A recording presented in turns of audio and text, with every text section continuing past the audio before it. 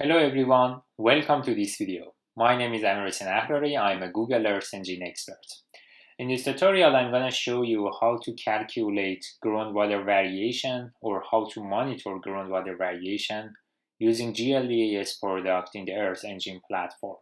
So, in the first step, go to search places on dataset and type GLDAS product. As you can see, GLDAS stands for Global Land Data Assimilation System.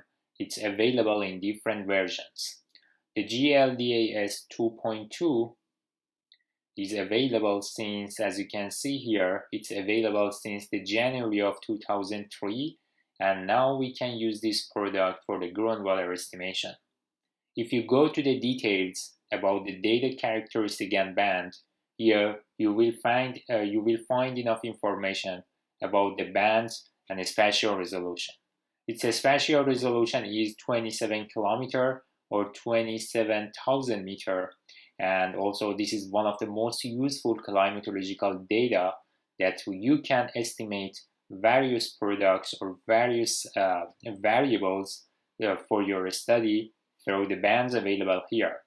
And one of them is groundwater storage. That is one of the most valuable information for the hydrology and water resources studies. As you can see, GWS is available with a millimeter unit, and also this is groundwater storage. And now I'm gonna use this product to monitor groundwater in the Earth Engine product. So go to the data characteristics, go to the code, and now make a variable for GLDAS, just like that, equals to, again, try to find GLDAS product and import it into the code as an image collection. Assigning image collection to the GLDAS and then filter it for a specific period of time. Make two variables as time start and time end that explaining the time span. So, for example, the time start equals to 2023 and time end equals to 2024, just like that. Then through the select, you can find the target band, that is GW or groundwater. So as you can see here, GWS band is available. Select it, and let's get a print to see how many products or how many images available for 1 year. This kind of printing for 1 year helping you to understand about the temporal frequency. Now, as you can see, for 1 year, there is 365 data, meaning that the temporal frequency is daily. And that's very helpful to daily monitoring and even weekly or monthly monitoring of water storage or groundwater storage in your study area. Now I'm going to show you a technique that is very helpful for monitor groundwater variations with monthly format. So if you want to convert this product from daily to monthly format, now we need to write some further code to get an average for each month separately. First of all, make a date function for a time end, time start and time end. As you know, the data started from 2003 and ends to 2024 for now. And then we need to calculate the time differences between time end and time start based on number of the months. A new variable as time difference created equals to from time end dot difference. Difference is a function that returns the difference between two dates for a specific unit. And also the units could be year, month, week, day, hour, minute, or even second. So the difference, two arguments we will have. The first is the start equals to time start, and the unit here should be months. If you want to have weekly format, this could be week. So Now I set it as month, and now I'm gonna see how many months do we have from time end to time start. So here is the time difference.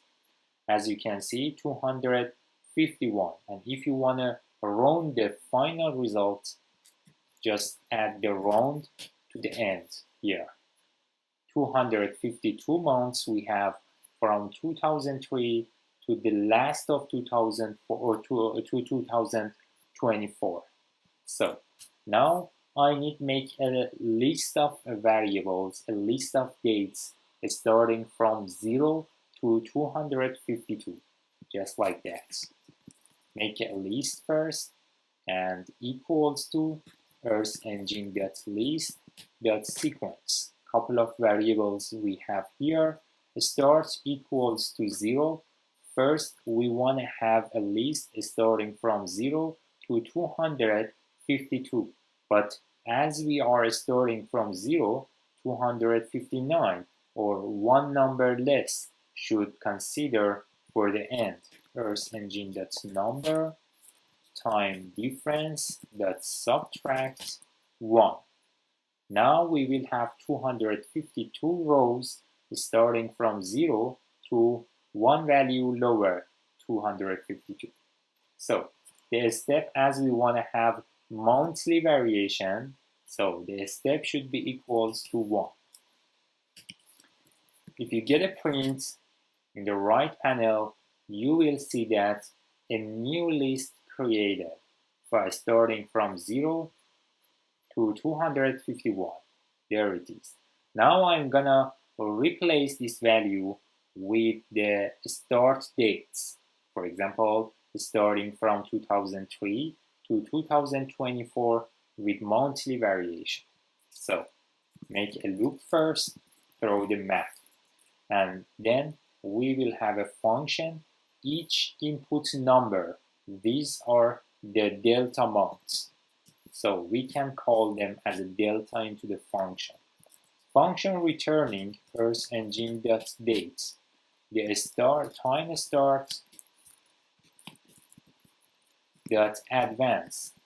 Here we want to go forward, or the time starting from the origin, that is time start, and then we want to go forward through the advance until the end, 2024, according to a delta already defined here, and the unit will be months, just like that. And skip the time zone and get a print again. So in the right panel, again 252 elements returned, but this time, as you can see, we have the dates or start dates from 2003 to 2023. So from the January to the December. So in the next step, I need to define the end date for each row separately. Make a new variable as monthly equals to earthengine.imageCollection. I'm gonna have the output in the image collection format here. That's why earthengine.imageCollection used. Bring the list and make a loop, because for each row we have here, we want to have one start date and one end date and one averaging process for each month separately. To do this, we need a function. The input is a start date or date. In the body of function, we need two key variables necessary here. The first one is the start date, and the next one is end date. That defines each month period separately that we can get average based on. So here variable start date equals to, so earthengine.date, we already have the start dates, all of them available in the list, like this, and then time for end date equals to, from each start date we want to go forward through the advanced process, through the advanced function, according to a delta. And delta is months, 1 month. So the unit will be months. Just like that, and get rid of time zone. So start date and end date, calculating for every time start that's coming into the loop, first we are converting it to the date format, just like that, and then from that start date until 1 month later, as you can see through the advanced calculator. So here we have a month period explaining by start date and end date. Another variable as months equals to, so now we can filter GLDAS data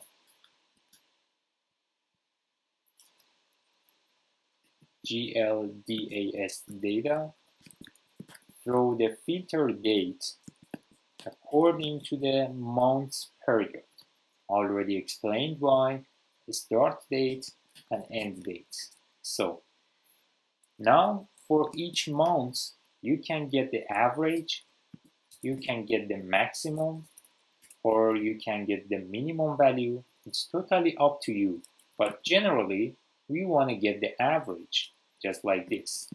And I want to rename it as Groundwater, GW, simple name. The output or the function returning monthly images with new system time start and system time end. System time start, already the start date created, equals to the start date with millisecond format. As I mentioned in the previous tutorial, Google Earth Engine uses millisecond format for the time series analysis. So again, we want to have system time end, just like that, this time end date with millisecond format. If you want to have a new system index that shows the date of each image with a normal or a string format, you can make a new system index that is equals to the start date with a string or normal format. Dot format with year, month, and day, just like this. So make a print from monthly groundwater data. Now we have one image collection with 252 elements. So here, if you go on, and then you can see some of the images missed, meaning that in that date we didn't have data or image for getting an average or doing some sort of process.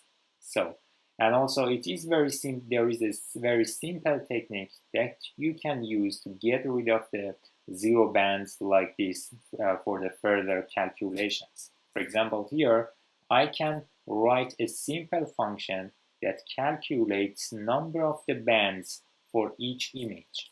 For example, here make a new variable as bands from month's image dot band names.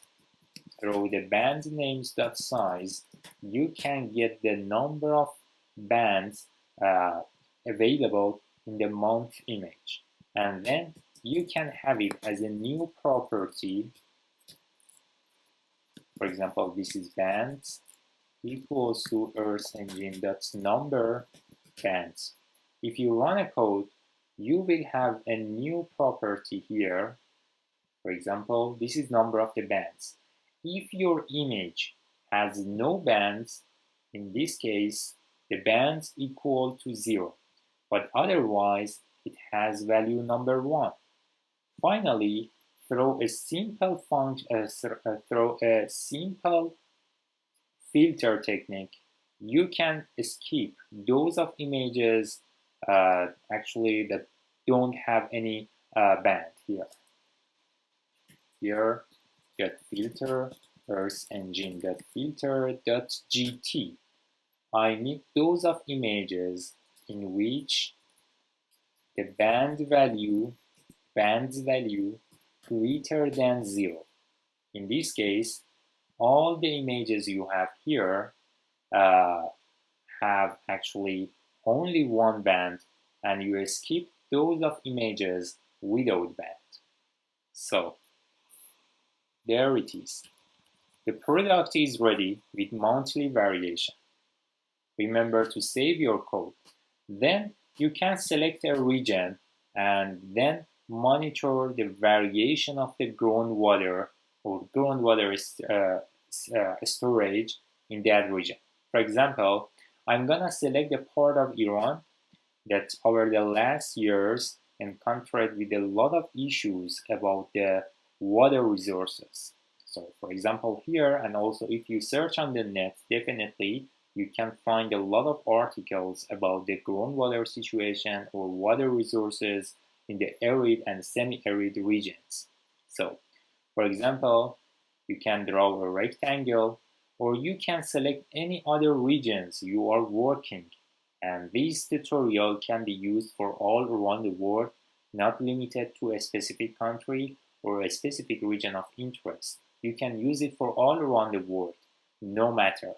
So, now I'm gonna get average variation of groundwater storage since 2001 to since 2003 to 2024. First, make a print. Inside the print, define a chart, image.series, just like that. Instead of image collection, we want to have the monthly data, monthly collection that included groundwater storage for each month. The region of interest is the geometry already created. And then earthengine.reducer.min allows me to get the average of groundwater storage for the selected region. The scale depends on the spatial resolution. As the spatial resolution is 27 kilometers, then the scale should be 27,000 meters. X property equals to system time start, already defined. Then in the right panel, you can see the variations of groundwater storage for monthly variation from 2003 to 2024. Unfortunately, there is a clear decrease in the groundwater storage in this region, and also for the most of the arid and semi-arid region, maybe you can see such kind of a decreasing trend. So meaning that the amount of groundwater decreased during the time, and also that cause a lot of issues in the future. So now, for example, imagine we want to select 2 points and compare their groundwater variations. But before that, I want to make actually a visual. I'm gonna visualize the monthly groundwater data for the Iran. Then you can see how the variations, especially from one date to another date. And then I will show you how to get exports and how you can compare for 2 points. So here, for example, I'm gonna get I'm gonna visualize the result through the map.add layer. So here, map.add layer is available. Bring monthly data, make a stack layer through the 2 bands, and then clip it based on the region of interest. Now I'm gonna select a big region, for example, whole of country, that shows the variations of groundwater for the whole of country in the right plot. But now I want to have a visualization for spatial variations of groundwater storage over the country. So And now I'm gonna clip it based on the region of interest, leave the visualization parameter empty, and then in the layer name could be GW, and use the false at the end.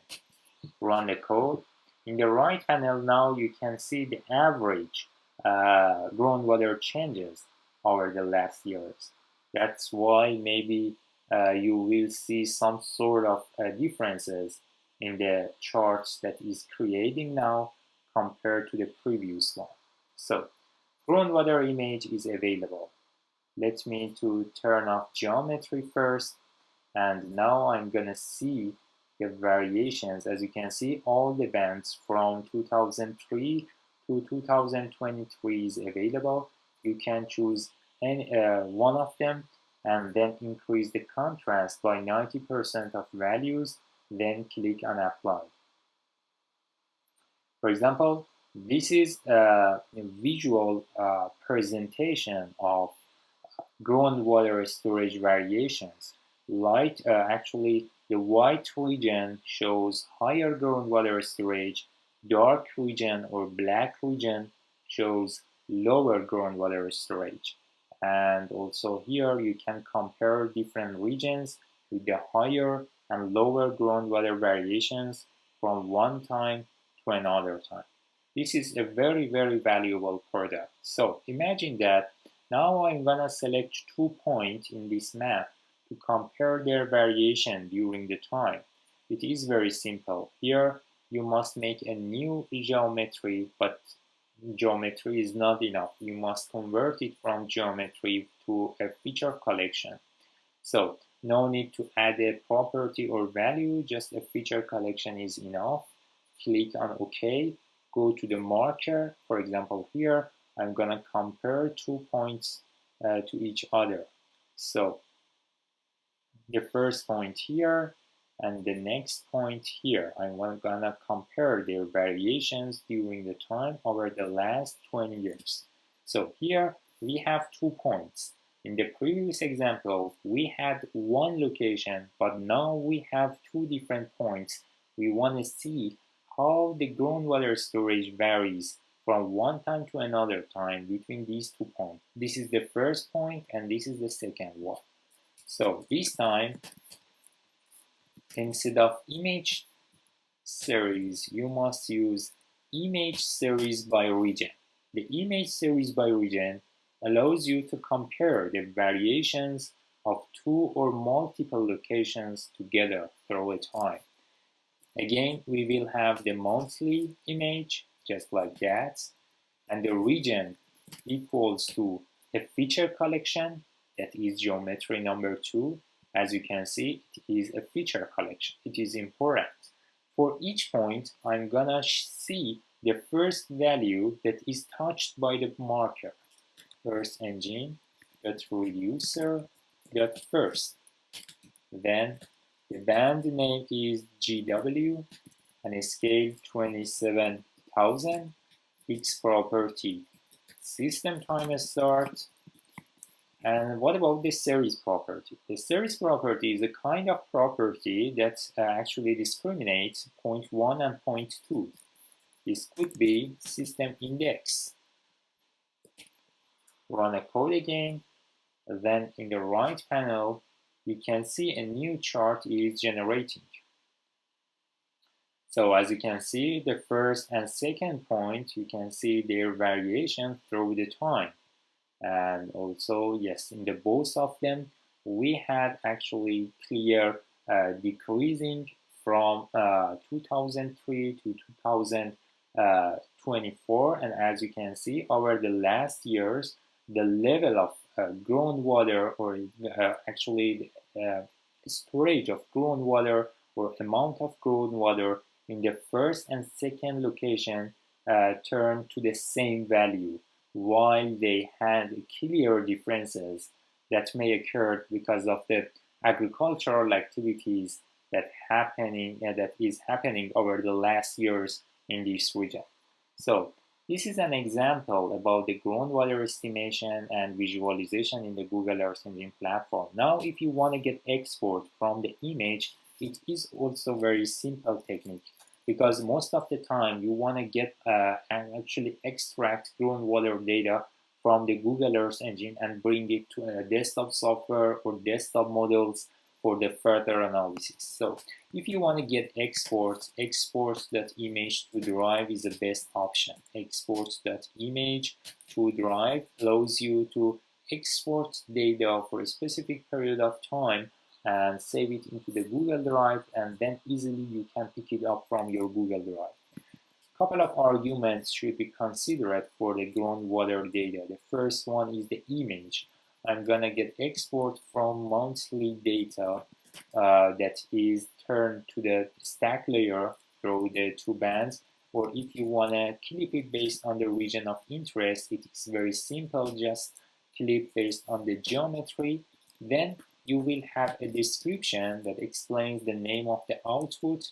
This is for example, Iran groundwater, and the next is scale. Pixel size equals to 27,000 because 27 kilometer, the spatial resolution I mean. The region of interest equals to geometry. Then the CRS coordinate system equals to EPSG 4326. This is for WGS84. If you want to save your data in a specific folder, just make a new folder, just write its name, and automatically the folder created in the Google Drive. The folder is, for example, groundwater, and there it is. So run a code now. In the right panel, under task, you will have Iran groundwater, and if you click on run, the process of saving will start. Then click on run. Once the process of saving is done, the tab's color turns to the blue, and meaning that you can pick it up from the Google Drive from a groundwater folder. So I hope you like this tutorial, and I tried to give you very simple insight about the groundwater data and show you how you can deal and extract your information from Google Earth Engine platform for the groundwater storage targets. I hope you like this tutorial, and please feel free to reach me out and ask your questions. And just it should be noted that the link, actually the code link, is available below the video in the description box on my YouTube channel. And you can, and if you had any problem about the codes, you can compare yours with mine. And if a still problem exists, you can reach me out on the YouTube channel. Thank you for your attention.